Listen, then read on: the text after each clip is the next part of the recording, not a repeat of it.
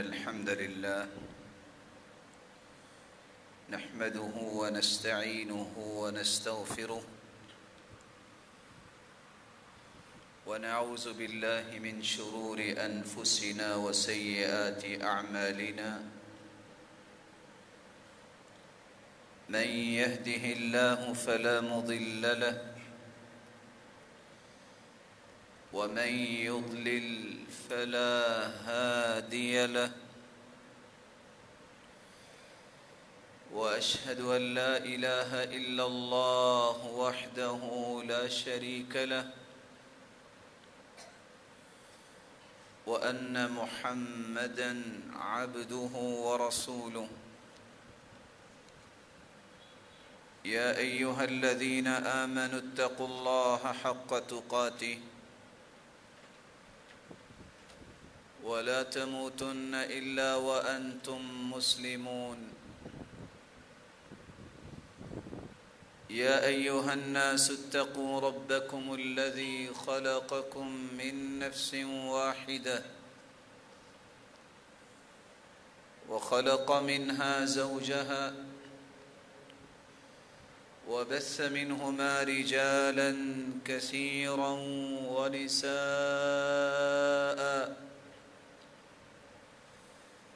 واتقوا الله الذي تساءلون به والأرحام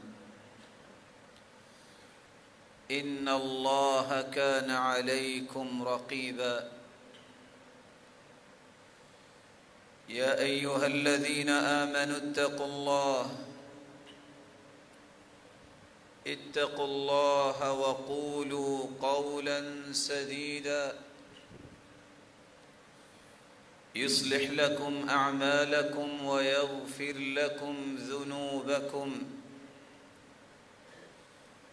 ومن يطع الله ورسوله فقد فاز فوزا عظيما أما بعد فأعوذ بالله من الشيطان الرجيم إن عدة الشهور عند الله 12 شهرا في كتاب الله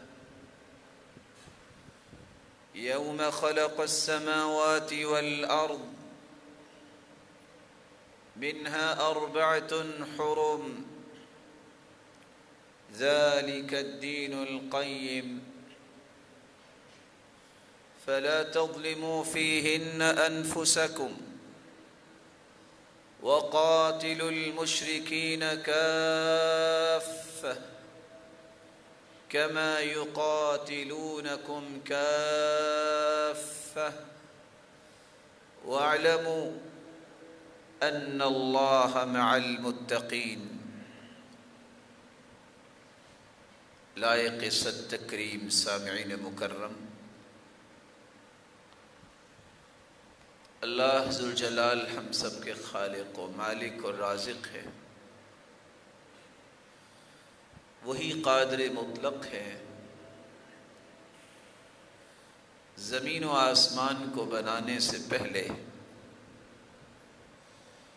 اللہ ذوالجلال نے دنیا کا نظام جب بنایا تو اس کے سال کے 12 مہینے بنائے۔ ان 12 مہینوں میں اللہ تعالیٰ نے 4 مہینے حرمت کے بنائے۔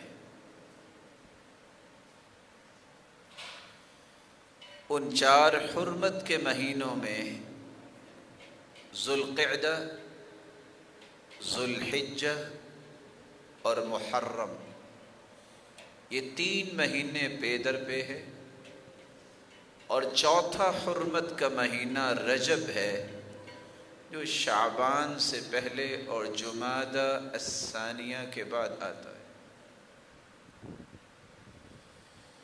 پہلے 3 مہینے جس کو ہم ذوالقعدہ، ذوالحجہ اور محرم کہتے ہیں، چونکہ لوگ ان مہینوں میں حج کرنے جاتے اور حج سے واپس آتے، تو ان 3 مہینوں میں جنگ و جدال، لڑائی فساد سے اپنے آپ کو بچاتے، اور انہوں نے یہ نظام بنایا تھا کہ ان مہینوں میں لڑائی نہیں ہوگی، کسی کو نقصان نہیں دیا جائے گا۔ رجب میں لوگ چونکہ عمرے پہ جاتے تو اس مہینے میں بھی جنگ و جدل منع کر دیا کرتے۔ اللہ ذو الجلال نے جو نظام دنیا کا ترتیب دیا ہے وہی سب سے خوبصورت نظام ہے۔ اسلامی سال کا اس سال کا آخری مہینہ ذوالحجہ کا اور اس کا آخری جمعہ ہے۔ ہم چند ہی گھنٹوں کے بعد ایک نئے سال میں داخل ہونے والے ہیں، جس نئے اسلامی سال کا پہلا مہینہ محرم الحرام ہے۔ ابو موسیٰ اشعری رضی اللہ تعالی عنہ، جنہوں نے سب سے پہلے سیدنا عمر رضی اللہ تعالی عنہ، سیدنا عثمان رضی اللہ تعالی عنہ، سیدنا علی رضی اللہ تعالی عنہ کی خدمت میں پیش ہو کر یہ ایک مشورہ پیش کیا کہ لوگ اپنے اپنے نظام کو مضبوط کرتے ہیں، تو آپ صلی اللہ علیہ وآلہ وسلم نے چونکہ حج کے بعد ذوالحجہ کے آخری ایام میں ہی مکہ سے مدینہ ہجرت کی تھی، مدینہ کی ریاست میں سب سے پہلا جو چاند طلوع ہوا وہ محرم الحرام کا چاند تھا، تو تمام صحابہ کے مشورے سے اسلامی سال کی ابتدا، جس کو ہجری سال کہتے ہیں، اس کی ابتدا محرم الحرام سے کی گئی۔ تو اسلامی اور ہجری سال کا پہلا مہینہ محرم الحرام ہے، جس کی آمد ہے۔ اللہ ذو الجلال جو سال گزر رہا ہے اس میں کیے گئے اعمال کو قبول فرمائے اور گناہوں سے درگزر فرمائے، اور آنے والے سال کو خیر و برکت کا سال بنائے۔ آج ہماری گفتگو جس کا محور 4 سے 5 نکات ہوں گے کہ یہ محرم الحرام کیا ہے، شریعت نے اس کی عظمت کیا بیان کی ہے، اور بینگ اے مسلم، ایک مسلمان ہونے کے ناطے سے میری اور آپ کی ذمہ داری کیا ہے۔ محرم الحرام، محرم کا مطلب ہوتا ہے جس کی حرمت بیان کی گئی ہے، مقدس کے معنی میں بھی استعمال ہوا ہے کہ یہ مہینہ مقدس ہے۔ محرم ممنوع کے معنی میں بھی ہے کہ اس مہینے میں لڑائی بڑائی اور فساد نہیں ہونا چاہیے، جنگ و جدال نہیں کیا کرتے تھے اس وقت۔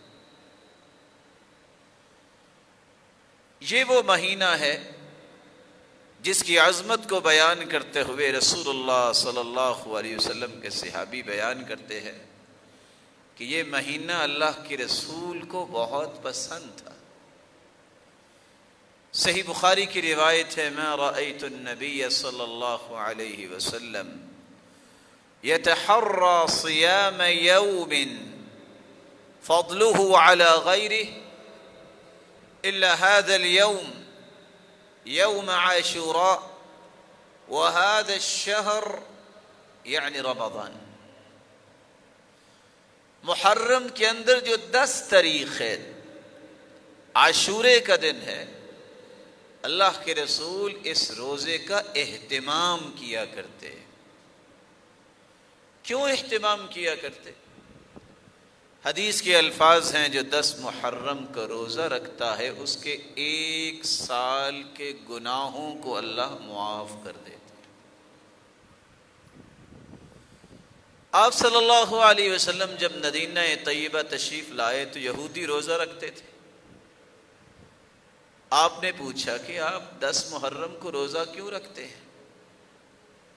یہودیوں نے جواب دیا کہ موسیٰ علیہ السلام کو اور اس کی قوم کو اللہ نے فرعون سے نجات دی، تو ہم اللہ کا شکر ادا کرتے ہوئے یہ روزہ رکھتے ہیں۔ تو آپ صلی اللہ علیہ وسلم نے فرمایا نحن احق منکم بموسیٰ، ہم زیادہ حق رکھتے ہیں کہ موسیٰ بھی اللہ کے نبی تھے، میں بھی اللہ کا نبی ہوں، ہم بھی یہ روزہ رکھیں گے۔ تو اللہ کے رسول صلی اللہ علیہ وسلم نے روزہ رکھا اور صحابہ کرام نے بھی رکھا۔ آپ نے پھر یہ بھی خواہش کی آخری سال ان عشت الی قابل لأصومن التاسع، اگر میں آئندہ سال زندہ رہا تو میں 9 کا بھی روزہ رکھوں گا، تاکہ یہودیوں کی مخالفت بھی ہو جائے، اور 10 تاریخ کا تو روزہ رکھنا ہی ہے جس سے 1 سال کے گناہ معاف ہو جاتے ہیں۔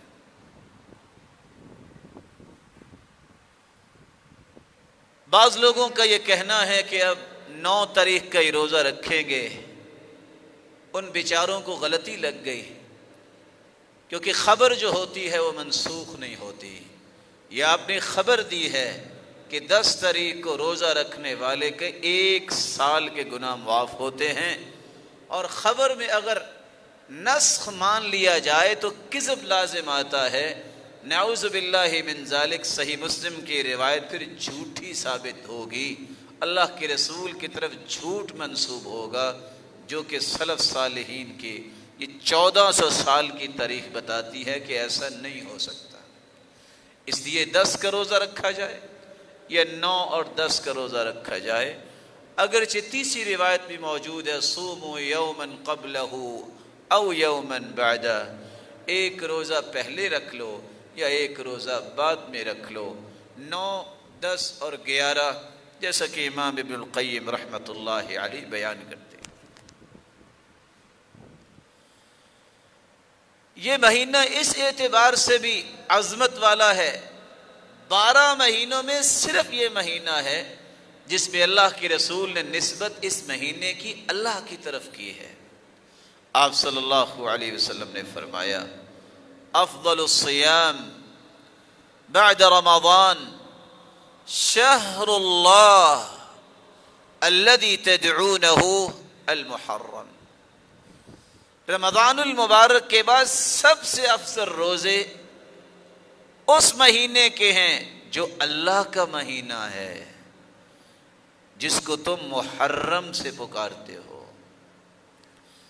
تو اللہ کے رسول صلی اللہ علیہ وسلم نے اس مہینے کی نسبت اللہ کی طرف کر دی۔ اس کی تیسری عظمت یہ ہے کہ رمضان المبارک کے بعد سب سے افضل روزے اس مہینے کے ہیں، جیسا کہ آپ صلی اللہ علیہ وآلہ وسلم کا فرمان ابھی آپ نے سنا۔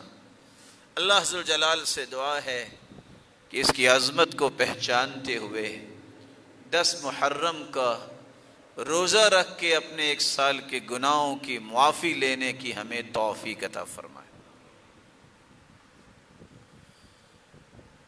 اس مبارک مہینے کی تناظر میں ایک مسلمان کی ذمہ داری کیا ہے؟ سب سے پہلی ذمہ داری یہ ہے، جس کا اللہ پر ایمان ہے، جو سچا مسلمان بننا چاہتا ہے، اسے چاہیے کہ اسلامی سال کے نظام کو اپنی زندگی کے نظام میں لائے۔ آج اتفاق یہ ہے، کسی سے تاریخ پوچھیں تو کسی کو یہ پتہ ہی نہیں ہوتا کہ اسلامی تاریخ آج کون سی ہے۔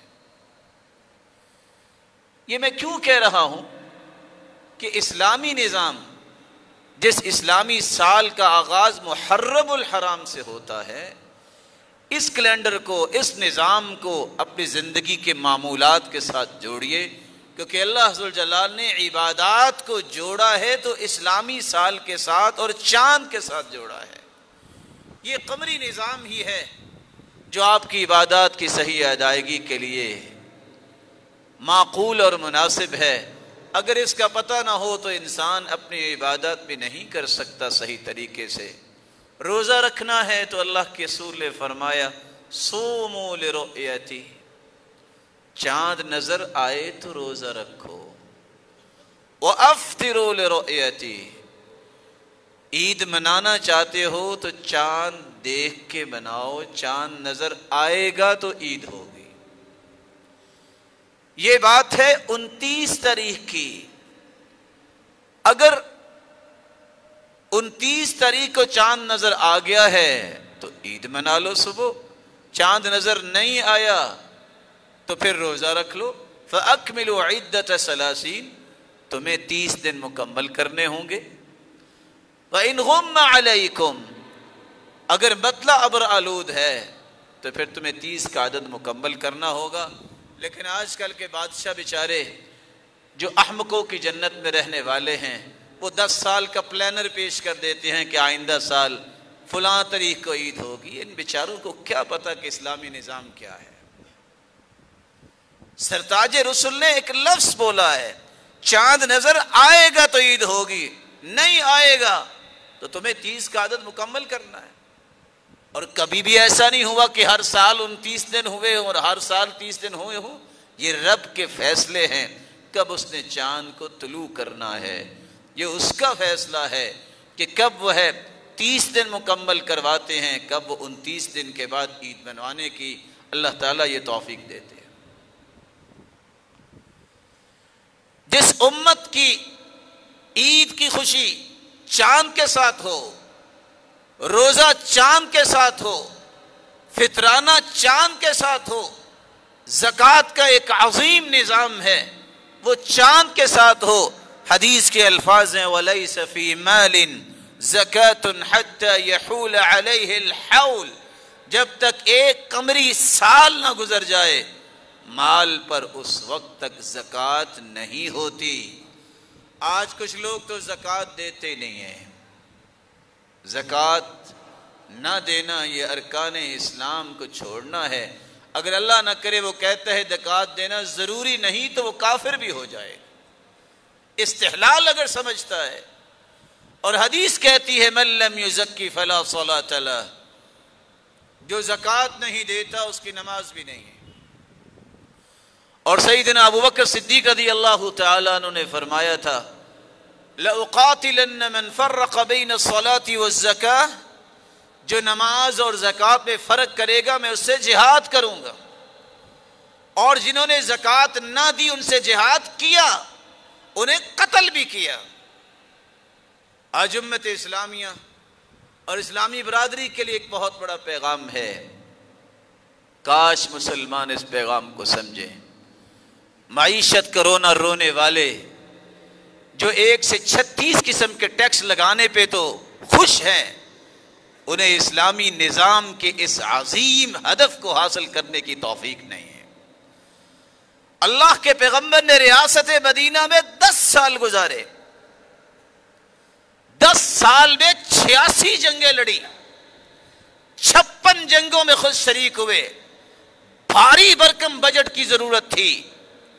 سیدنا ابو بکر نے 2 سال خلافت کی، سیدنا عمر نے 10 سال خلافت کی، سیدنا عثمان نے 12 سال خلافت کی، سیدنا علی نے 4 سال خلافت کی، پھر سیدنا حسن نے 6 مہینے 5 دن خلافت کی، پھر سیدنا معاویہ نے 19 سال تک خلافت کی، اور ٹوٹل ان کی حکومت گورنری سمیت 40 سال ہے۔ ان سارے سالوں میں سوائے زکوٰۃ کے کوئی ٹیکس نہیں تھا، اور زکوٰۃ کو بھی ٹیکس نہیں کہا جائے گا، یہ انسان کے مال کی بڑھوتی کا سبب ہے، برکت کا سبب ہے۔ یہاں تک کہ عمر بن عبدالعزیز کا دور آیا، صرف زکوٰۃ کا نظام بنایا ہے، اس کو مضبوط کیا ہے جو اسلام نے دیا۔ زکوٰۃ اکٹھی ہوئی، کہا فقیروں میں تقسیم کر دو، رپورٹ بن کے آئی فقیر ختم ہو گئے ہیں، کہا مسکینوں کو دے دو، رپورٹ بن کے آگے مسکین ختم ہو گئے، کہا بازاروں میں نکل کے اعلان کرو کوئی ہے جس پہ قرض ہے، اعلان کروائے گئے، رپورٹ بن کے آئی سب کے قرضے بھی دور ہو گئے، کہا پھر جاؤ گلیوں اور بازاروں میں یہ اعلان بھی کرو کوئی ہے جس کی شادی ہونے والی ہے، ہم اس کی شادی کر دیتے ہیں۔ اعلان کروائے گئے، لوگوں کی شادیاں کر دی گئی، زکوٰۃ کا مال پھر بچ گیا، آرڈر جاری کیا اس مال کو بیت المال میں جمع کروا دو اور کچھ مال کا اناج خریدو اور پہاڑوں کی چوٹیوں پہ بکھیر دو۔ عمر بن عبد العزیز کی غیرت یہ بھی برداشت نہیں کرتی کوئی پرندہ میری سلطنت سے اڑتا ہوا بھوکا گزرے، وہ اترے اور اپنی ضرورت کو پورا کرے پھر اگلی اڑان بھرے۔ ان مسلمانوں کو کم از کم یہ تاریخ تو پڑھنی چاہیے۔ ان کو کیا پتا اسلامی ریاست کیا ہوتی ہے، ان کو کیا پتا اس کی ایس او پیز اور انفراسٹرکچر کیسے بنایا گیا۔ یہ محمد عربی سے پوچھیں جس کے نام پہ سیاست کی جاتی ہے، یہ صحابہ خلفائے راشدین سے پوچھئے جو ریت پہ سونے والا عمر، پتھر کو اپنا تکیہ بنانے والا، اور روم کی سلطنت جس کو آج مسلمان، میں تو نہیں سمجھتا کہ کسی مسلمان کے دل میں کوئی ایسا روب ہو، لیکن لوگ سپر پاور مانتے ہیں امریکہ کو۔ 8 امریکہ جمع ہو احادیث کی روشنی میں ایک رومی طاقت بنتی ہے۔ اس کا بادشاہ جو کیسر تھا نا، وہ کہتا تھا انہو قد اکل کبدی، اور جاؤ پتہ کرو یہ عمر ہے کون، اس کے خوف نے تو میرا کلیجہ کھا لیا ہے۔ کبھی اس کی تاریخ تو پڑھو نا، پھر نظام وضع کرو، پھر تمہیں سمجھ آئے گی کہ اسلامی ریاست اور ریاست مدینہ کہتے کس کو ہے۔ رسول اکرم صلی اللہ علیہ وسلم نے زکوٰۃ کا نظام بھی چاند کے ساتھ منسلک کیا ہے۔ سادہ سا نقطہ ذہن میں بٹھائیے، میری اس گفتگو کا مقصد کیا ہے۔ سال کے کتنے دن ہوتے ہیں؟ بولے نہیں،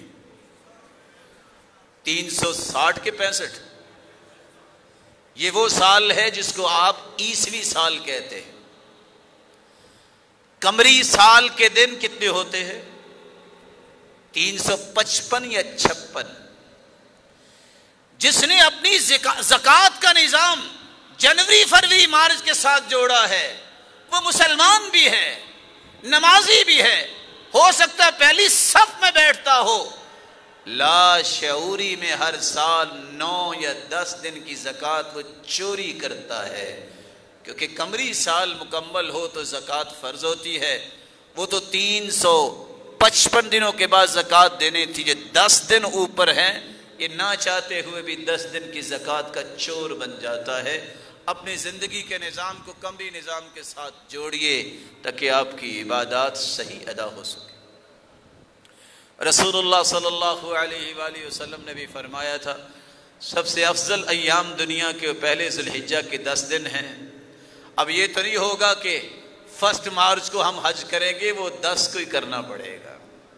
یہ ایام تشریق کے جو روزے رکھنے ہیں، دنیا میں بڑے بڑے روحانی معالج آئے ہیں، لوگ کہتے ہیں کہ ذکر بھی کرتا ہوں، سجدے نوافل بھی کرتا ہوں، صدقہ بھی کرتا ہوں، لیکن دل سے بغض اور حسد اور عناد اور تعصب نہیں جاتا۔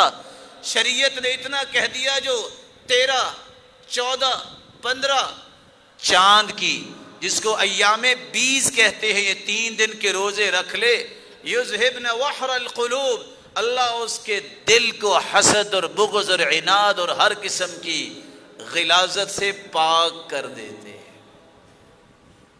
اس کو بھی اللہ کے رسول صلی اللہ علیہ وسلم نے چاند کے ساتھ خاص کیا۔ تو پہلی ذمہ داری یہ ہے، محرم الحرام سے ہمیں اپنی زندگی کے نظام کو قمری نظام کے ساتھ وابستہ کرنا چاہیے۔ اللہ تعالیٰ کروڑہ رحمتیں فرمائے۔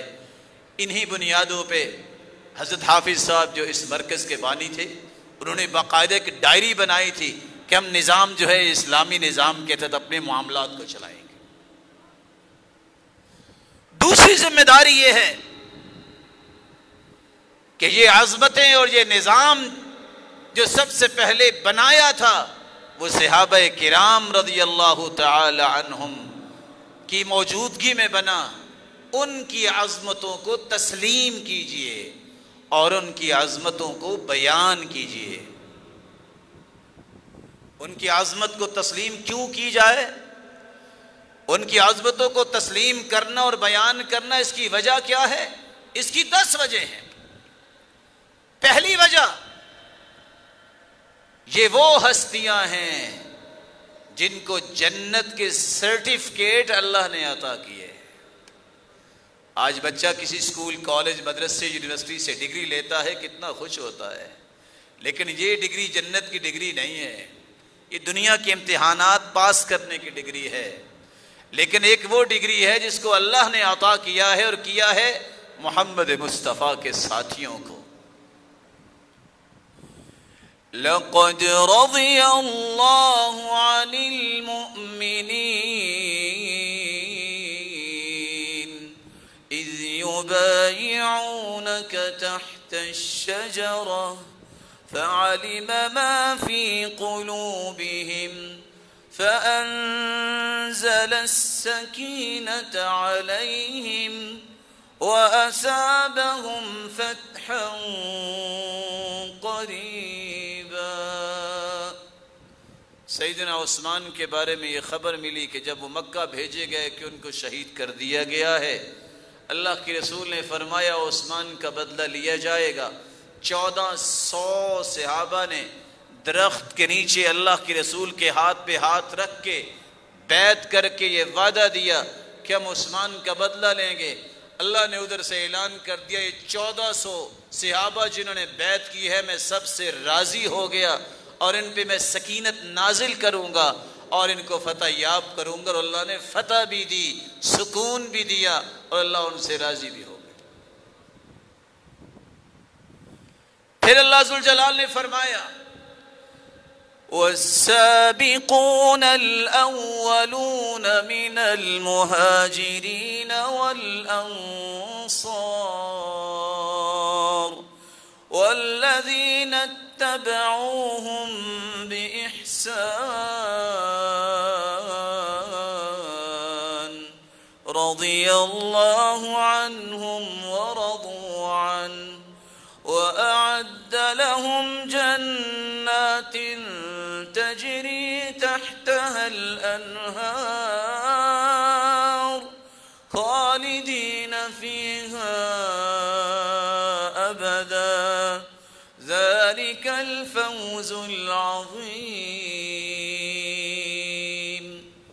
مکہ سے مدینہ ہجرت کرنے والے اور وہ انصار جنہوں نے دنیا جہان سے انوکھی ریسپشن دی، ایسی ریسپشن، ایسا استقبال کہ آج چشم فلک نے آج تک ایسے استقبال کرنے والے نہیں دیکھے، جس نے ساری زندگی کمائی کر کے مال حلال اکٹھا کیا۔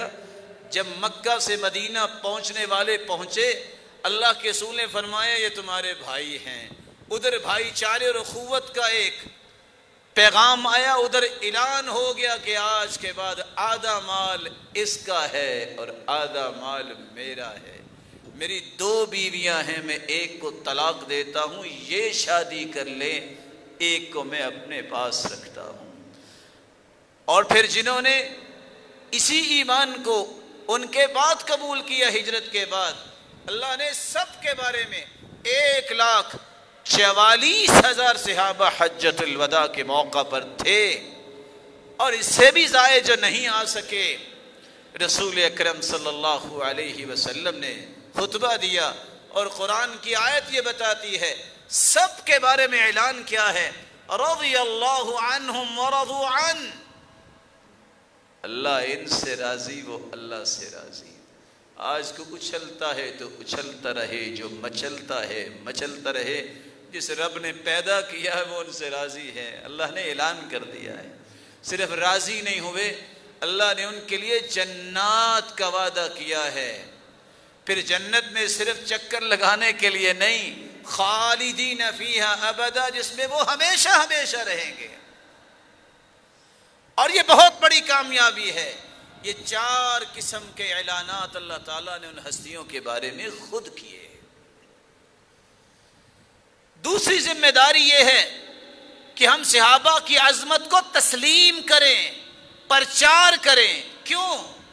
اس کی دوسری وجہ یہ ہے کہ صرف اللہ ذوالجلال نے ان کا تزکیہ بیان نہیں کیا، محمد مصطفیٰ کی زبان نے بھی تزکیہ بیان کیا۔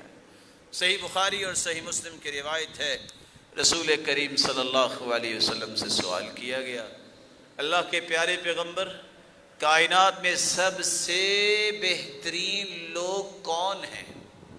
آپ صلی اللہ علیہ وسلم نے فرمایا، قرنی، جو میرے دور میں ہیں، ثم الذین یلونہم، ثم الذین یلونہم، پھر میرے دور کے بعد تابعین کا دور آئے گا، پھر ان کے بعد تبع تابعین، کائنات میں سب سے بہترین صحابہ، پھر تابعین، پھر تبع تابعین۔ یہ اللہ کے رسول نے فرما دیا۔ تیسری وجہ یہ ہے کہ ہمیں ان ہستیوں کی عظمت کو کیوں تسلیم کرنا چاہیے؟ کیونکہ ہم مسلمان ہیں۔ کیوں اس کا پرچار کرنا چاہیے؟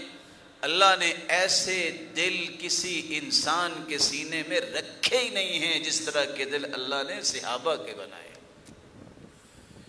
ان الذين يغضون اصواتهم عند رسول الله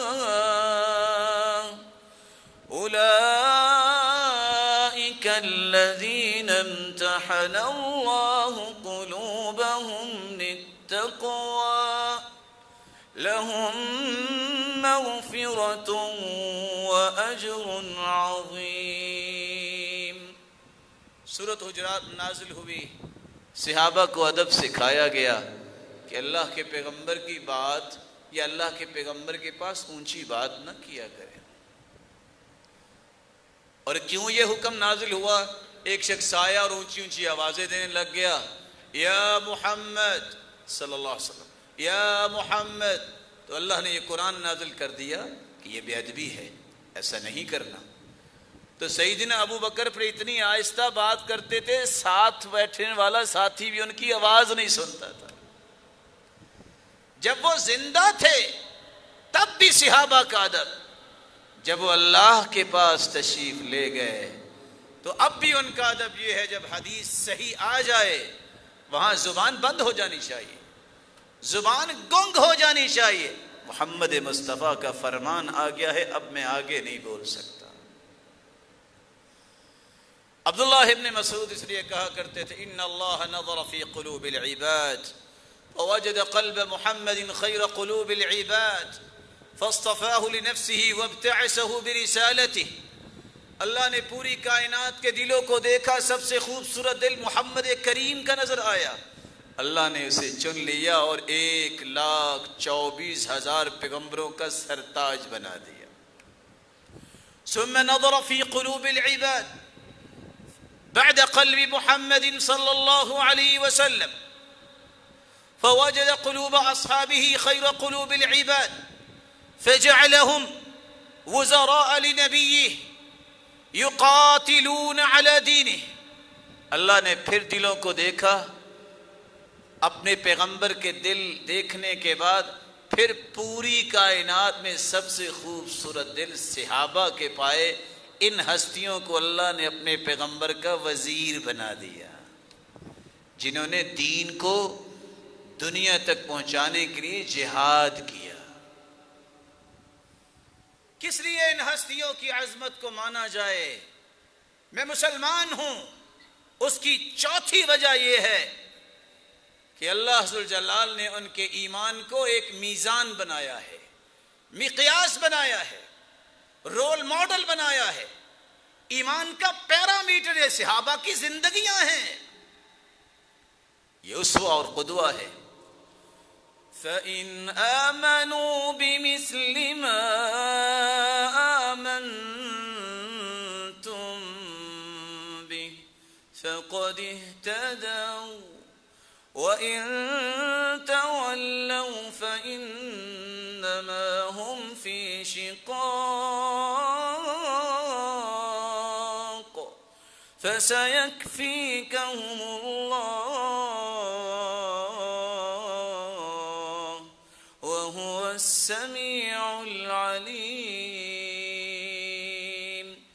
فَإِنْ آمَنُوا بِمِثْلِ مَا آمَنْتُمْ بِهِ، لوگ اگر ایمان لے آئیں صحابہ کی طرح ایمان، تو یہ ہدایت یافتہ ہے۔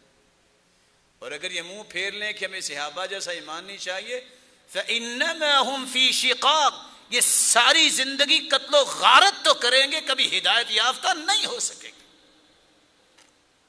انما هم فی شقاق، یہ جھگڑتے رہیں گے۔ فانما هم فی شقاق، آج کل کے حالات کے تناظر میں اگر ترجمہ کیا جائے، دھکے تو کھائیں گے، کبھی سیدھی راہ پہ نہیں آئیں گے، کیونکہ میزان صحابہ کی زندگی ہے، اس لیے ان کی عظمتوں کو ماننا ہے۔ ان جیسا ایمان نہیں ہے تو اللہ کے ایمان قبول بھی نہیں۔ ہدایت کا پیمانہ یہ ہے کہ ایمان کی ہر گتھی سلجھاتے وقت صحابہ کرام کے ایمان سے اس کو کمپرومائز کیا جائے کہ ایسی ہوگی تو میرا ایمان ہے، کمپیریٹیولی چیک کیا جائے ایسا ہے کہ نہیں، موازنہ کیا جائے۔ اور جو عظمت کو نہیں مانتا اس کے ایمان کے بارے میں کیا کہیں گے؟ اس لیے ان ہستیوں کی عظمتوں کو ماننا ہے۔ عبداللہ ابن عمر رضی اللہ تعالیٰ عنہ کہا کرتے تھے، من كان مستنا فليستن بمن قد مات، اولئک اصحاب محمد صلی اللہ علیہ وسلم، كانوا هم خير هذه الامة، ابرها قلوبا واعمقها علما واقلها تکلفا واحسنها حالا۔ کسی نے اگر زندگی کے دھارے سیدھے کرنے ہیں تو صحابہ کی طرح کرے، کیونکہ صحابہ جیسے دل اللہ نے کسی کو عطائے نہیں، ان جیسا علم کسی کو نصیب نہیں ہوا، فطرت کے عین مطابق زندگیاں ان کی تھی، تکلفات سے دور تھے، سب سے خوبصورت حالات ان لوگوں کے تھے۔ اور پھر وہ کہتے ہیں فَتَشَبَّهُ بِأَخْلَاقِهِمْ وَطَرَائِقِهِمْ، کسی نے مشابہت اختیار کرنی ہے تو صحابہ کی، کسی نے طریقے اختیار کرنے ہیں تو صحابہ کے۔ فَهُمْ أَصْحَابُ مُحَمَّد كانوا على الهدى المستقيم والله رب الكعبہ، رب کعبہ کی قسم ہے سب سے پہلے صراط مستقیم کے راہی بننے والے ہیں تو وہ صحابہ کرام ہیں۔ پانچویں وجہ یہ ہے ان ہستیوں کی عظمت کو کیوں مانا جائے، اس کا پرچار کیوں کیا جائے۔ ایک گھڑی جو ان ہستیوں نے اللہ کے رسول کے ساتھ گزاری ہے، اگر کوئی انسان پوری زندگی عبادت کر لے تو اس گھڑی کے اجر کو نہیں پہنچ سکتا۔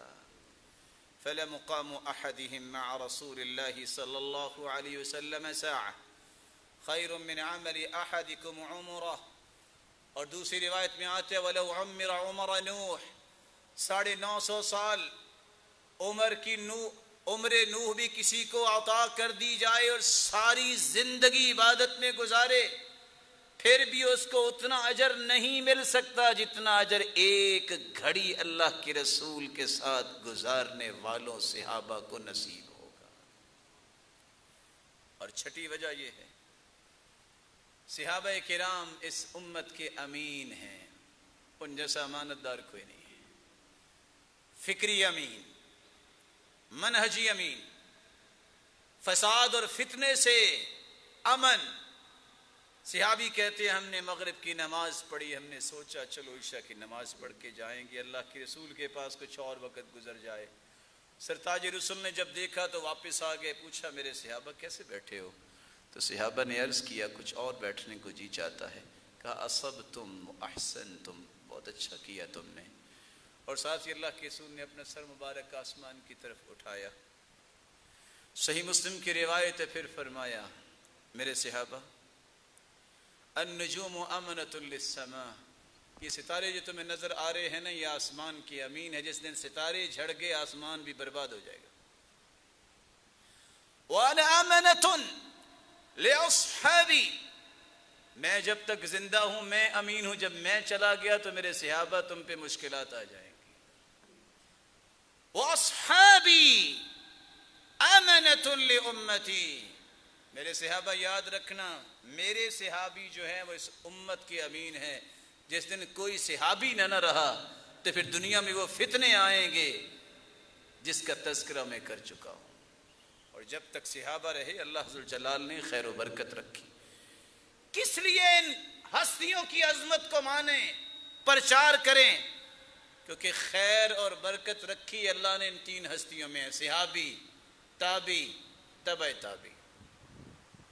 سلسلہ صحیحہ کی روایت ہے، لا تزالون بخیر ما دام فیکم من رآنی وصاحبنی، میرے صحابہ اس وقت تک خیر و برکت معاشرے میں رہے گی جب تک ایک شخص بھی ایسا باقی رہا جس نے میرے ساتھ زندگی گزاری، ملاقات کی، مجھے دیکھا، پھر آپ نے قسم اٹھائی، واللہ لا تزالون بخیر ما دام فیکم من رآ من رآنی وصاحب من صاحبنی، اللہ کی قسم اس معاشرے میں خیر رہے گی، برکت رہے گی جس میں ایک بھی تابع ہوا، واللہ لا تزالون بخیر، اللہ کی قسم اس وقت تک خیر و برکت رہے گی کب تک؟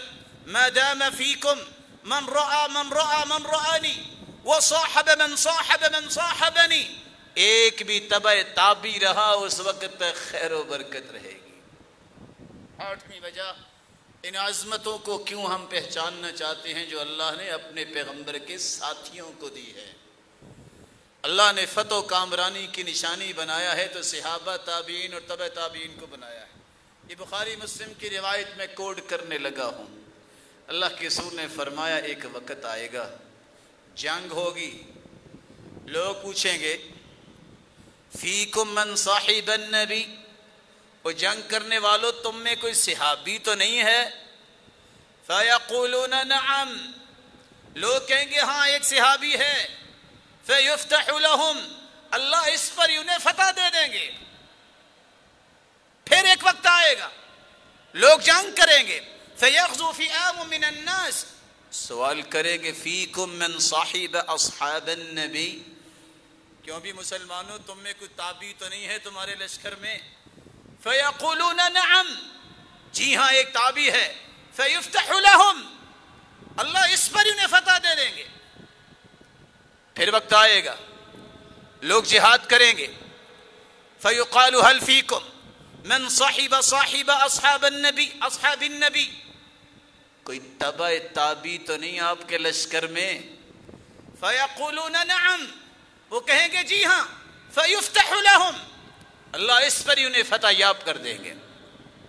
پھر چوتھا دور آئے گا، انظروا، ذرا دیکھو تو صحیح، هل ترون فیہم احدا رآ من رآ احدا رآ اصحاب النبی، کوئی ہے جس نے تبع تابعی کو بھی دیکھا ہو تمہارے لشکر میں؟ وہ تو نہیں ہے۔ فیقولون نعم، وہ کہیں گے ہے ایک۔ فیفتح لہم بہ، اس کی وجہ سے اللہ تعالیٰ انہیں فتح یاب کر دیں گے۔ اللہ نے فتح و کامیابی کی نشانیاں بنایا ہے صحابہ کو، تابعین کو، تبع تابعین کو۔ نویں وجہ یہ ہے، جس بنیاد پہ ان عظمتوں کو پہچاننا ایک مسلمان کی ذمہ داری ہے، یہ وہ شخصیات ہیں جن کا تذکرہ تو ان کی پیدائش سے پہلے پچھلے انبیاء بھی کرتے تھے، پچھلی کتابیں بھی کرتی ہیں۔ محمد رسول اللہ والذین معه اشداء علی الکفار رحماء بینہم تراہم رکعا سجدا یبتغون فضلا من اللہ ورضوانا سیماہم فی وجوہہم من اثر السجود ذلك مثلهم في التوراة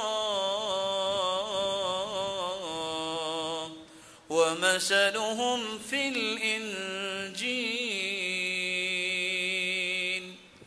اللہ کے رسول صلی اللہ علیہ وسلم محمد مصطفیٰ ہیں، جو ان کے ساتھی ہیں وہ کافروں پہ تو بڑے سخت ہیں اور اپنے مسلمانوں کے لیے بڑے ہی رحم دینے۔ ان کی زندگی کا مشن کیا ہے؟ تراہم رکعا سجدا، سجدے، رکوع کس وجہ سے؟ یبتغون فضلا من اللہ ورضوانا، رب کی رضا کے لیے اس کے فضل کو مانگتے ہیں تو سجدے اور رکوع میں. سیماہم فی وجوہہم من اثر السجود، ان کی نشانیاں سجدے کر کر کے ان کے چہروں پہ ہوتی ہیں، رونق، خوشی. ذالک مثلہم فی التوراہ، یہ نشانیاں صرف قرآن نہیں بیان کر رہا، یہ تورات میں بھی اتری ہیں. وَمَثَلُهُمْ فِي الْإِنْجِيلِ، اللہ نے ان کو پیدا بھی نہیں کیا تھا، نشانیاں پہلے ان کی انجیل میں بھی بیان ہوگی. اور جن کا تذکرہ سابقہ کتابوں میں بھی ہو، انبیاء بھی اس کے تذکرے کریں، کتابیں پڑھنے والے بھی اس کے تذکرے کریں، اس کی عظمت کو ایک مسلمان نہ مانے، اس کا ایمان کیسا ہے؟ 10ویں وجہ سعادت، خوش نصیبی، خوش بختی اور جنت، لامحدود جنت کے وارث سب سے پہلے صحابہ ہیں، پھر تابعین ہیں، پھر تبع تابعین ہیں، باقی کائنات بعد میں ہے.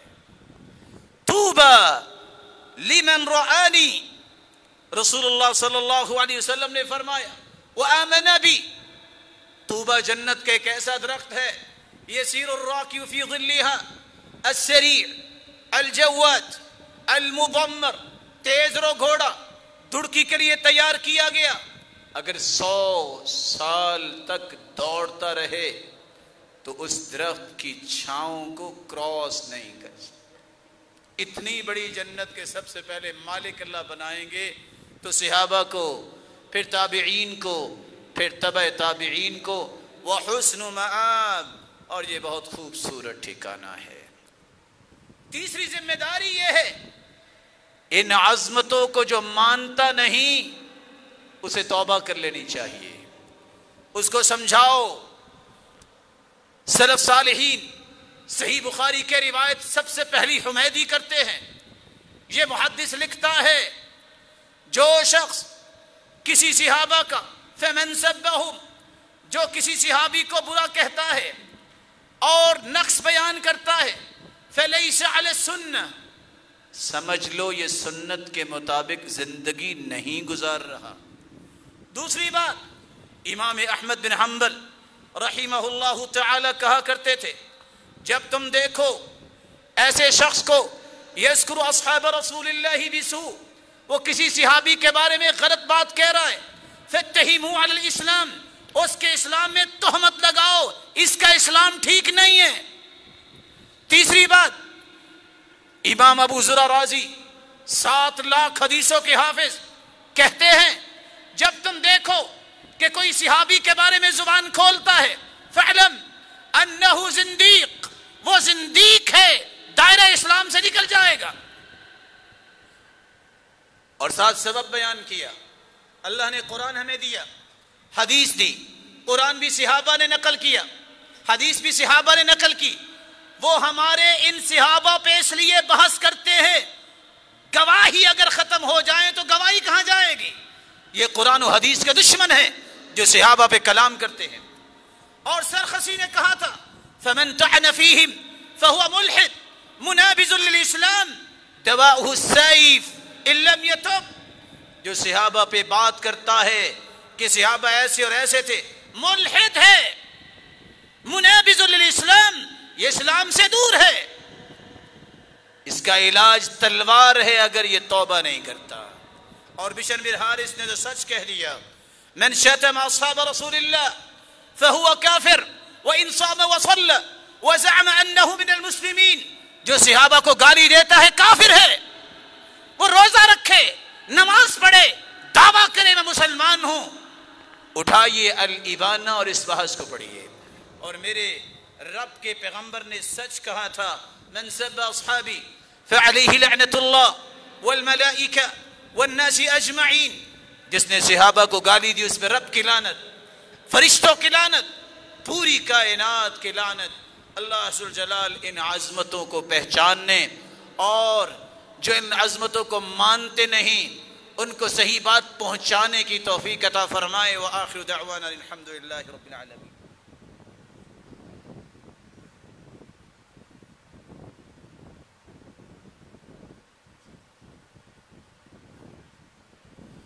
الحمد للہ علی احسانہ والشکر لہ علی توفیقہ وامتنانہ، اما بعد۔ چوتھی ذمہ داری محرم الحرام میں ایک مسلمان کی یہ ہے کہ وہ اہل بیت سے محبت کی تجدید کرے۔ اہل بیت سے محبت ایمان ہے اور ان سے نفرت یہ نفاق ہے۔ زید بن ثابت رضی اللہ تعالی عنہ سواری پہ سوار ہوئے، آگے بڑھ کے عبداللہ ابن عباس نے مہار پکڑی، اللہ کے رسول کے چچا کے بیٹے ہیں، کہا تنحی ابن عم رسول اللہ، اللہ کے رسول کے چچا کے بیٹے پیچھے ہٹ جاؤ، یہ کام نہ کرو، تیری بڑی عظمت ہے۔ کہا نہیں، ہاکذا امرنا ان نفعل بعلمائنا، اللہ کے رسول نے فرمایا تھا جو علم والا ہوتا ہے اس کا احترام ایسے ہی کرتے ہیں۔ کہا ارنی یدک، عبداللہ بن عباس سے کہا زید نے رضی اللہ تعالی عنہ ذرا مجھے ہاتھ تو دکھائیے۔ فقبلها، ہاتھ جب نکالا تو جلدی سے ہاتھ کو بوسہ دیا، پھر کہا ہاکذا امرنا ان نفعل باہل بیت نبینا، ہمیں یہی حکم ہوا ہے اللہ کے رسول کی طرف کہ اہل بیت سے بھی اس طرح ہی محبت کی جائے۔ یہ بچہ جس کے ہاتھ کو چومتے نظر آتے ہیں زید، جنہوں نے 10 سال اللہ کے رسول کے ساتھ رفاقت نصیب ہوئی، اہل بیت سے محبت یہ میرے ایمان کا حصہ ہے، ان سے نفرت یہ نفاق ہے۔ اللہ کے رسول صلی اللہ علیہ وسلم نے اسی فرمایا تھا علی سے، لا يحبك الا مؤمن ولا يبغضك الا منافق، علی تم سے محبت مومن کرے گا، تم سے نفرت منافق کرے گا۔ چوتھی ذمہ داری یہ ہے کہ صحابہ کرام میں جو اہل بیت ہیں ان سے محبت کو دل میں پیدا کریں، اگر کم ہو گئی ہے تو اللہ سے ڈر کے توبہ کرے، پوری کرے، اس کا زبان سے بھی اظہار کرے، اس کا دل سے بھی اظہار کرے۔ پانچویں ذمہ داری صحابہ اور اہل بیت کی باہمی محبت کو اجاگر کرے۔ دنیا کے جھوٹے لوگ، کذاب، غدار لوگ، ان کی باتوں کے پیچھے مت لگے، پڑھے قرآن، پڑھے احادیث، سمجھ میں آئے کہ صحابہ کرام اور اہل بیت کی محبت کیسے تھی۔ کون نہیں جانتا ابو بکر کو کہ صحابہ میں سب سے افضل ہے۔ علی فرماتے ہیں، سیدنا علی فرماتے ہیں، ابو بکر و عمر سیدہ کہول اہل الجنہ، لوگوں سنو، میں نے اللہ کے رسول سے سنا تھا انبیاء و رسل کے علاوہ آدم سے لے کے قیامت تک آنے والے بوڑھوں کے سردار جنت میں ابو بکر و عمر ہوں گے۔ کہنے والا کون ہے؟ سیدنا علی۔ اگر دشمنی ہوتی تو کوئی تعریف کرتا ہے؟ سیدنا علی رضی اللہ تعالی عنہ کا بیٹا محمد بن حنفیہ کہتے ہیں، ابا جان یہ تو بتائیے اس امت میں نبی کے بعد سب سے افضل کون ہے؟ قال ابو بکر، بیٹا ابو بکر ہی تو ہے۔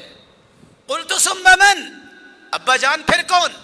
قال عمر، بیٹا عمر ہی تو ہے۔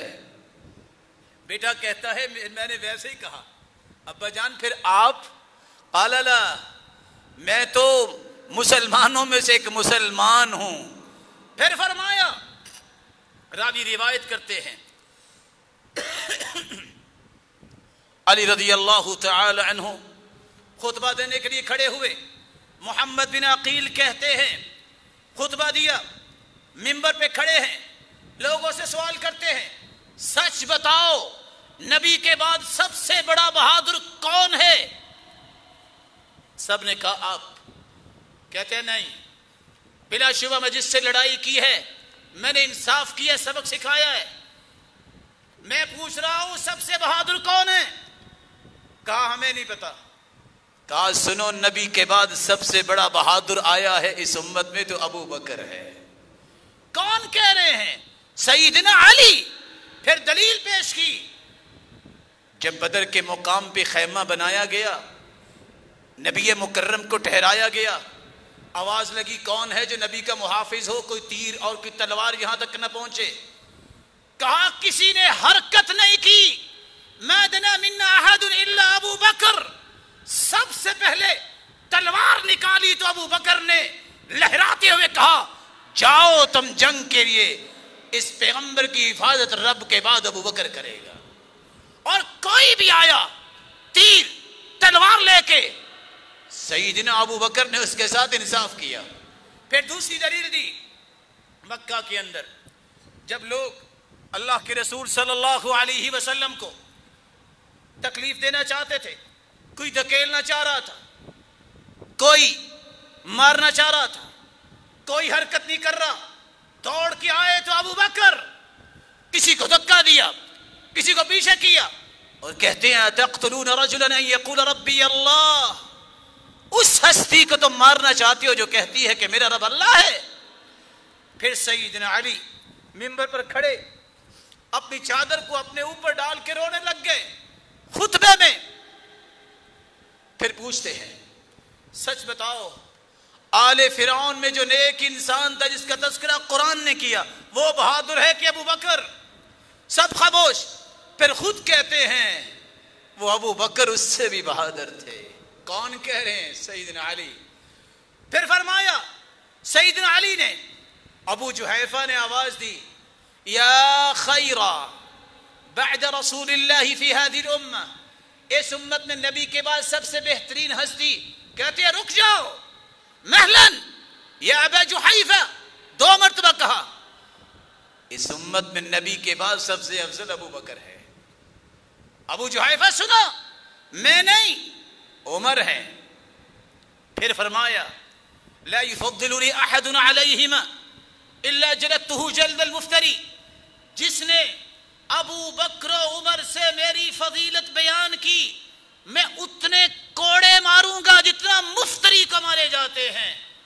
جو کسی پہ الزام لگاتا ہے اس کو 80 کوڑے لگتے ہیں. جس نے مجھے ابو بکر و عمر سے بلند جانا میں اسے 80 کوڑے لگاؤں. 5ویں ذمہ داری یہ ہے ان کی محبت کو دیکھیے، جھوٹ کے پیچھے نہ لگیے، اپنے ایمان کو ضائع نہ کیجیے. غدر، جھوٹ، اس سے بچیے. عمر کون ہے جس راستے میں چلتے شیطان راستہ چھوڑ دیتا؟ عمر کون ہے زبان سے کلمات نکلتی اللہ وہی بنا کے دوبارہ دنیا میں ڈال دیتے؟ عمر کون ہے لو کان بعدی نبی لکان عمر. اللہ کے رسول نے فرمایا میرے بعد اگر کوئی نبی ہوتا تو عمر ہوتا. سیدنا علی چادر لی ہے. پوچھنے والا پوچھتا ہے علی امیر المؤمنین یہ چادر آپ اکثر پہنتے ہیں، راز کیا ہے؟ کہا بتاؤں راز کیا ہے؟ انہو کسانی خلیلی وصفی عمر. یہ میرے عمر نے مجھے تحفہ دیا تھا جو میرا خلیل بھی ہے صفی بھی ہے. یہ چادر عمر نے پہنائی تھی اس لیے مجھے تمام چادروں سے اچھی لگتی ہے. عمر علی کے پاس آئے اور آ کے کہتے ہیں علی تم جانتے ہو میری اور آپ کی محبت کیسی ہے. میرا جی چاہتا ہے یہ محبتیں اور بڑھ جائے، نبی کے خانوادے سے میرا تعلق اور مضبوط ہو جائے، اہل بیت سے تعلق میرا بڑھ جائے. کیسے بڑھے گا؟ جی چاہتا ہے اپنی بیٹی ام کلثوم کا نکاح مجھے دے دو. سیدنا علی کہتے ہیں اس سے بڑا بھی کوئی خوش نصیب ہے جس کی بیٹی کا خامد عمر ہو. نکاح کیا. صحیح بخاری کی روایت ہے رات کی تاریکی میں، صحیح بخاری کی روایت ہے کہ یہ اللہ کے رسول صلی اللہ علیہ وآلہ وسلم کے صحابی عمر کی بیوی سیدنا علی کی بیٹی ہے. دشمنی ہو تو کوئی بیٹی دیتا ہے؟ یہی وہ خاتون اول ہے. رات کو عمر اٹھتے گشت کرتے تو یہ ساتھ جایا کرتی تھی. عمر باہر نکلے، خیمہ دیکھا، ایک انسان پریشان دیکھا، بھی کیا بات ہے؟ کہتا ہے بیوی امید سے ہے، لگتا ہے خوشخبری آنے والی ہے، میں ایک مسافر ہوں، خلیفہ سے ملنے آیا ہوں. کہا رک جاؤ. گھر آئے، سیدنا علی کی بیٹی اور اپنی بیوی خاتون اول کو اٹھایا. یا ام کلثوم الخیر قد ساقہ اللہ الیک. اٹھو ایک نیکی اللہ کھینچ کے تیرے پاس لے آئے ہیں. فقامت، کھڑی ہوئی، فابتسمت، مسکرا دیا. فقالت ابشر، کہتی ہیں خوش ہو جاؤ. فتوضأت، وضو کیا. فقالت ابشر، کہتی ہے اب حکم کیجئے کہاں جانا ہے. خلیفہ اس کی بیوی خاتون اول باہر نکلی، کوئی تجربہ نہیں. ایز اے گائنی ڈاکٹر خیمے میں کون داخل ہوئی؟ سیدنا علی کی بیٹی، سیدنا عمر کی بیوی. اور سیدنا عمر لکڑیاں ساتھ چن رہے ہیں، کھانا پکا رہے ہیں مسافر کے ساتھ. کھانا پک گیا، اندر سے آواز آئی ابشروا بالمولود، خوش ہو جاؤ اللہ نے بیٹا دیا ہے. سیدنا عمر کہتے ہیں جاؤ اپنی بیوی کے پاس. وہ گیا. سیدنا عمر اپنی بیوی کو لے کے گھر روانہ ہوئے. وہ شخص خیمے میں جا کے سجدے میں گر گیا. اتنی پیاری مخلوق، خلیفہ کیسا ہوگا؟ ادھر عمر اور سیدہ ام کلثوم اپنے گھر میں سجدہ ریز ہو رہے ہیں. اللہ تو نے توفیق دی، رات کی طریقے میں ہم نے کسی کی مدد کر دی. کون ہے عثمان؟ اللہ کے رسول صلی اللہ علیہ وسلم نے فرمایا تھا سب سے سچا حیا اللہ نے دیا ہے تو عثمان کو. کون ہے عثمان؟ صحابی کہتے ہیں میں نے دیکھا ابو سعید خدری عشاء کی نماز کے بعد سے لے کر صبح ہو گئی، اللہ کے رسول صرف ایک ہی دعا کر رہے ہیں، اللہم عثمان رضیت عنہ فرض عن، اللہ میں عثمان سے راضی ہوں تو بھی ہو جا. ساری رات ایک ہی دعا. اور کہا ما ضر عثمان ما عمل بعد هذا اليوم، آج کے بعد عثمان جو بھی کچھ کرے اللہ نے اسے معاف کر دیا ہے، جنتی ہے. علی کون ہے؟ محبت کیجئے. اللہ کے رسول نے فرمایا علی تجھ سے محبت مومن ہی کرے گا، تجھ سے نفرت منافق ہی کرے گا.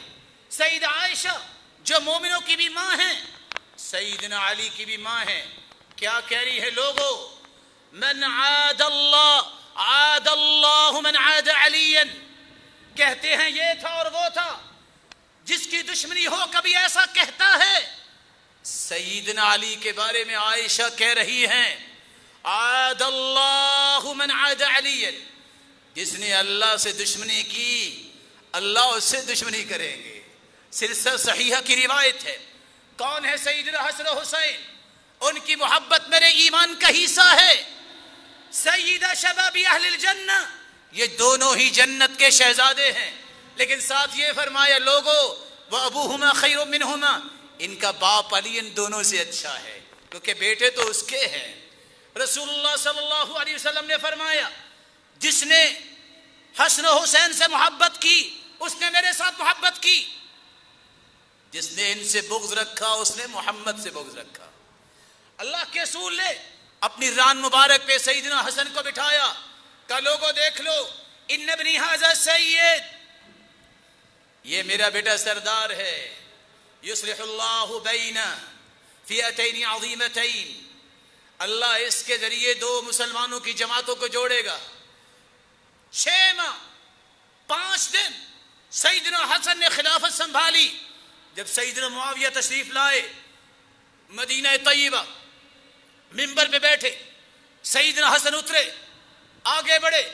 سیدنا معاویہ جس کے بارے میں اللہ کے رسول نے دعا کی تھی اللہم علمہ الکتاب والحساب وقہ العذاب، اللہ اس میرے صحابی کو لکھنا سکھا دے جس نے قرآن لکھنا ہے، یہ کاتبین وحی میں سے ہے. سیدنا معاویہ اللہ اس کو حساب و کتاب سکھا دے، اس سے تو بڑا کام لے. وقہ العذاب، اللہ اس کو عذاب سے بھی بچانا. دوسری دعا اللہم اجعلہ ہادیا مہدیا واہدی بھی، اللہ اسے ہدایت یافتہ بنا، اللہ اس کو ہدایت دینے والا بنا، اللہ اس کے ذریعے لوگوں کو بھی ہدایت دے.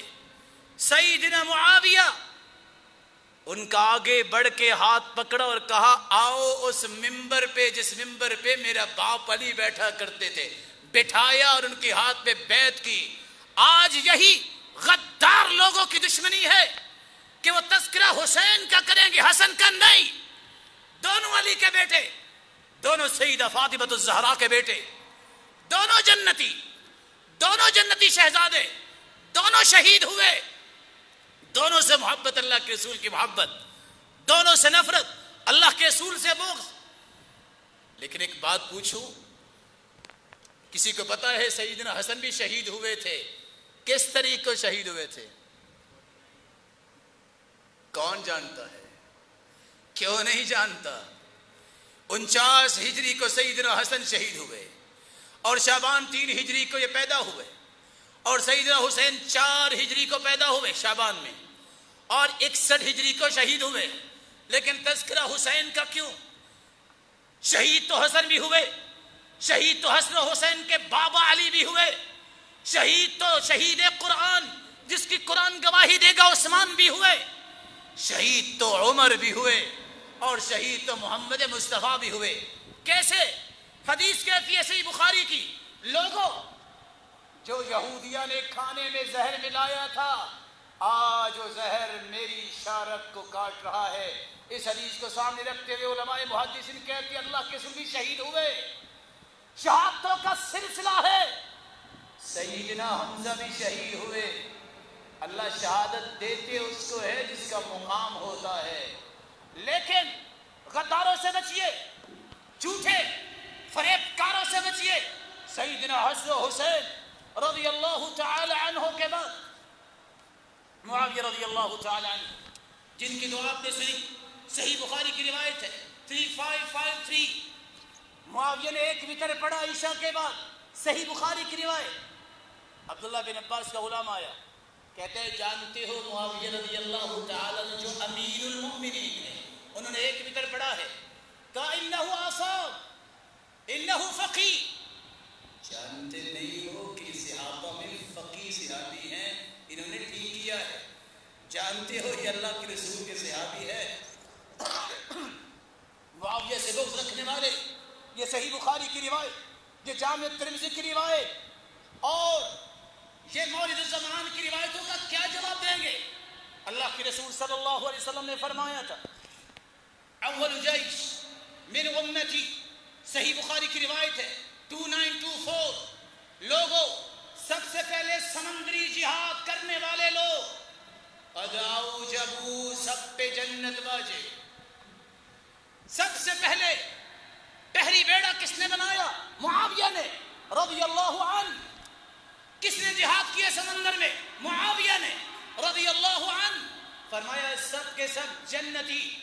ام حرام بنت ملحان کہتی ہیں اللہ کی سن میں بھی ان میں شامل۔ قال نعم انت فیہم، تم بھی شہید ہوگی۔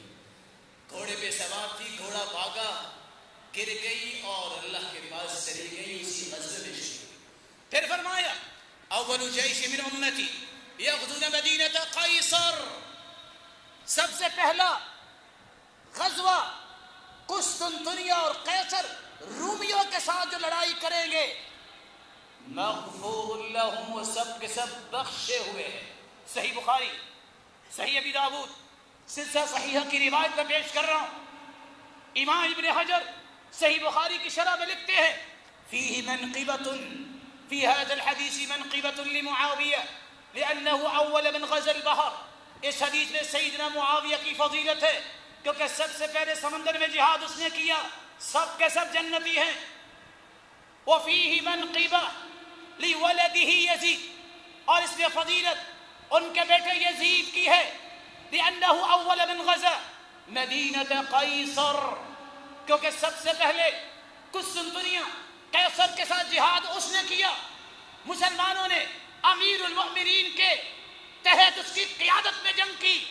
مغفور لہم، اللہ کے رسول نے فرمایا سب کے سب اس میں شامل ہونے والے بخشے ہوئے ہیں۔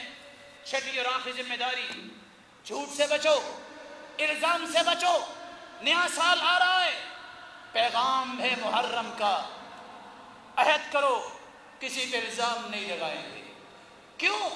من قال فی مسلم ما لیس فی، جو کسی مسلمان پہ الزام لگاتا ہے جو اس میں گناہ ہے نہیں، اسکنہ اللہ رضوۃ الخبل، اللہ اسے جہنمیوں کی پیٹ میں رکھیں گے، خون میں رکھیں گے، حتی یخرج مما قال، جب تک قیامت کو ثابت نہیں کرے گا، ولیس بخارج، اور حدیث کہتی ہے جہنم سے نکل نہیں سکے گا کیونکہ ثابت نہیں کر سکے گا۔ گالی مت دو، گالی شیطان کو بھی نہیں دینی چاہیے۔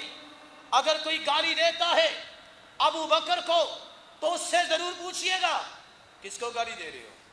علی کے بیٹے بھی ابو بکر تھے، حسن کا بیٹا بھی پہلا ابو بکر تھا، حسین کا بیٹا بھی ابو بکر تھا، موسیٰ قاسم کا بیٹا بھی ابو بکر تھا. کس ابو بکر کو گالی دینا چاہتے ہو؟ کوئی عمر کو گالی دے ضرور پوچھنا. سیدنا علی نے بھی اپنے بیٹے کے نام عمر رکھا تھا، حسن نے بھی اپنے بیٹے کے نام عمر رکھا تھا، حسین نے بھی اپنے بیٹے کے نام عمر رکھا تھا، موسیٰ قاسم نے بھی اپنے بیٹے کے نام عمر رکھا تھا. کیوں رکھا تھا؟ عمر سے محبت تھی. سیدہ عائشہ کو کوئی گالی دے تو پوچھنا ضرور کس کو گالی دے رہے ہو، کس کو گالی دے رہے ہو. یہ علی رضا جو امام نے اس کی بیٹی کے نام بھی عائشہ تھا، موسیٰ قاسم کی بیٹی کا نام بھی عائشہ تھا، اور محمد بن حنفیہ کی بیٹی کے نام بھی عائشہ تھا. کس کو گالی دے رہے ہو؟ آج امت کے اندر غدار اتنے آئے جنہوں نے تاریخ بدلی. تاریخ ایک یہ بدلی، آپ کی کتابیں بولتی ہے ملک پاکستان میں صوفیہ اسلام لائے. سب سے بڑا جھوٹ ہے. پاک و ہند میں 25 صحابہ آئے، 18 تابعین آئے، 42 تبع تابعین آئے، وہ اسلام لے کے آئے. صوفیہ کا اسلام کوئی نہیں ہے. اس کا اسلام نہیں، ذرا ان کے پڑھ کے دیکھیے عقائد. ظلم ہے، رب پہ بہت سارے بہتان ہیں. یہ کتابیں جھوٹ بولتی ہیں کہ اسلام آیا تو صوفیہ کی وجہ سے. امام شافعی کہا کرتے تھے من اصبح صوفیا فقد تحمق بعد العصر. جو صبح کے وقت صوفی ہو عصر تک احمق ہو جاتا ہے. میں ایک جھلک دے دیتا ہوں صوفیہ کے اسلام کا. صوفیوں کا بڑا کہتا ہے وَمَا الْكَلْبُ وَالْخِنْزِيرُ إِلَّا إِلَٰهُنَا. لوگوں کتا بھی میرا رب ہے اور خنزیر بھی میرا رب ہے. وَالْعِيَاذُ بِاللَّهِ. یہ ہے ان کا ایمان. وہ ہر چیز میں کہتے ہیں اللہ کا نور نظر آ رہا ہے. حاشا للہ، اسلام اس سے بری ہے. دوسرا جھوٹ، آج لفظ بولا جاتا ہے ظلم و بربریت.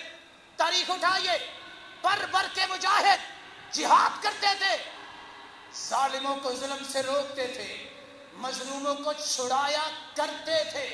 کافروں نے لفظ بنا دیا کہ جہاں ظلم ہوگا وہاں بربریت کا لفظ آئے گا. تاریخ چینج کی ہے. تیسرا ظلم جو تاریخ کے اندر موجود ہے، چینلز، کتابیں، رسائل، جرائد کہتے ہیں یزید نعوذ باللہ من ذالک اس نے سیدنا حسین کو شہید کروایا. جھوٹ ہے. وہ ظالم مجرم عبید اللہ بن زیاد تھا، یزید نہیں تھا.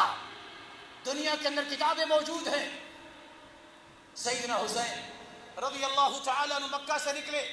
عبداللہ بن عمر فرماتے ہیں حسین کوفے میں جانا، یہ وہی ظالم ہیں جنہوں نے تیرے بابا کو شہید کیا. عبداللہ بن عباس آگے بڑھے، کہا حسین وہاں نہ جانا، یہ تیرے بابا کے قاتل ہیں. سیدنا حسین نے کہا مجھے اصل میں خط اتنے عراقیوں نے لکھے ہیں کہ وہاں بدعات پھیل گئی ہیں اور سنت ختم ہوگی، میں تو اس لیے جا رہا ہوں، لڑائی کے لیے نہیں گئے. راستے میں جا رہے تھے، فرزدق ملا، کہا میرا جی چاہتا ہے میں آپ کے گھوڑے کے سامنے لیٹ جاؤں، آپ نہ جاؤ، یہ تمہیں دھوکہ دیں گے کوفی. یہ وہی عراقی ہیں جنہوں نے سیدنا علی کو شہید کیا، بچ جاؤ. لیکن میں آپ کو کچھ کہہ نہیں سکتا کیونکہ آپ نواز رسول ہیں، آپ کی عزت جو ہے ہم پہ فرض ہے. سیدنا حسین گئے. راستے میں سب سے پہلے مسلم بن عقیل کو بھیجا تھا، اپنے بھائی کو. انہوں نے پیغام بھیجا کہ سب نے میرے ہاتھ میں بیعت کیا، آ جاؤ. تھوڑا سا آگے گئے، مسلم بن عقیل کی طرف سے پیغام پہنچا نہ آنا، یہ ظالم عبید اللہ بن زیاد پہ اعتماد کر بیٹھے ہیں. اور ساتھ یہ اگلا پیغام ملا مسلم بن عقیل کو شہید کر دیا گیا ہے. ہانی بن عروہ جس کے گھر میں مسلم بن عقیل تھے، شہید ان کو بھی کر دیا گیا ہے. ادھر نہ آنا. سیدنا حسین رک گئے، فیصلہ کیا اب کیا کیا جائے. یہ تو ظالم نکلے، واقعتاً بے وفا نکلے. ادھر سے عبید اللہ بن زیاد مجرم ظالم نے اس جنتی شہزادے کو اللہ کے رسول کے پھول کو مچلنے کے لیے شمر ذی الجوشن اس کی قیادت میں ایک لشکر بھیجا، جنہوں نے گھیرا تنگ کیا. کہا سنو پیچھے ہٹ جاؤ، میں واپس جانا چاہتا ہوں. کیونکہ مجھے سمجھ آ گئی ہے میں لڑائی کے لیے تو آیا نہیں تھا کہ تم ظالم جھوٹے ہو، نہیں، مجھے کسی سرحد پہ جانے دیجئے، میں اللہ کے دین کے لیے لڑائی کروں گا، نہیں، میں یزید کے ہاتھ پہ جا کے بیعت کروں گا۔ یہ بات ہوئی، شمر الجوشن نے کہا آگے بڑھو، اور جنتی شہزادے کو وہاں شہید کر دیا گیا۔ کیسے شہید کیا؟ اللہ کے رسول فرماتے ہیں، سلسلہ صحیحہ کی روایت ہے، اتانی جبریل، جبریل میرے پاس آئے، فاخبرنی، اور مجھے خبر دی، ان امتی ستقتل ابنی هذا یعنی الحسین۔ جبریل نے کہا اللہ کے پیارے پیغمبر، یہ امت کے لوگ تیرے بیٹے حسین کو شہید کریں گے۔ جبریل نے آگے ہاتھ کیا اور وہ مٹی بھی خون آلود دکھا دی۔ یہ تو اللہ کا فیصلہ تھا، لیکن مجرم کون بنا؟ عبید اللہ بن زیاد۔ جب یہ بات یزید کو پہنچی تو کہتے ہیں لعن اللہ ابن مرجانہ، اللہ لعنت کرے ابن مرجانہ، عبید اللہ بن زیاد پہ، اس نے کتنا بڑا ظلم کیا۔ پھر محمد بن حنفیہ جو حسین رضی اللہ تعالیٰ عنہ کے بھائی ہے، سب لوگوں کو پناہ دی تو یزید نے، اس نے ہی مدینے تحفے تحائف دے کے بھیجا۔ مدینے پہنچے، لوگوں نے کہا یزید تو ایسا اور ایسا اور ایسا ہے۔ سیدنا حسین کے بھائی بولے اٹھائیے تاریخ الاسلام ذہبی کی، کہتے ہیں ما رأیت منہ ما تذکرون، یہ جتنے الزام لگا رہے ہو تم یزید پہ، میں نے ایسا نہیں دیکھا۔ تم کہتے ہو شرابی ہے، میں نے نہیں دیکھا۔ تم کہتے ہو نماز نہیں پڑھتا، میں نے نہیں دیکھا۔ تم کہتے ہو جوے باز ہے، میں نے نہیں دیکھا۔ وقد اقمت عنده وحضرت، میں اس کے پاس بھی گیا ہوں، پہلے بھی اب بھی اس کے پاس رہا ہوں۔ فرأيته مواظبا للصلاة، وہ نمازوں کا پابند تھا، متحریا للخیر، خیر کا متلاشی تھا، يسأل عن الفقہ، وہ ہمیشہ دین کا طالب تھا، ملازما للسنہ، وہ تو سنت کا پاسدار تھا۔ اس لیے الزام نہ لگاؤ، حقیقت کو پہچانیے۔ آج ایک نہیں، دسیوں چینلز جھوٹ بکیں گے، مت باتوں کی طرف جائیے، احادیث سے اس کا فیصلہ لیجئے۔ اللہ ذوالجلال سے دعا ہے، اللہ ذوالجلال ہمیں حقیقت کی دنیا اور حقیقت کی زندگی نصیب فرمائے، جس میں صحابہ کرام، تابعین اعظام اور تبع تابعین کی عظمت باقی رہے، اور قیامت کے دن ہمیں سیدنا حسن و حسین جو جنت کے شہزادے ہیں ان کا ساتھ نصیب فرمائے۔ وآخر دعوانا الحمدللہ رب العالمین۔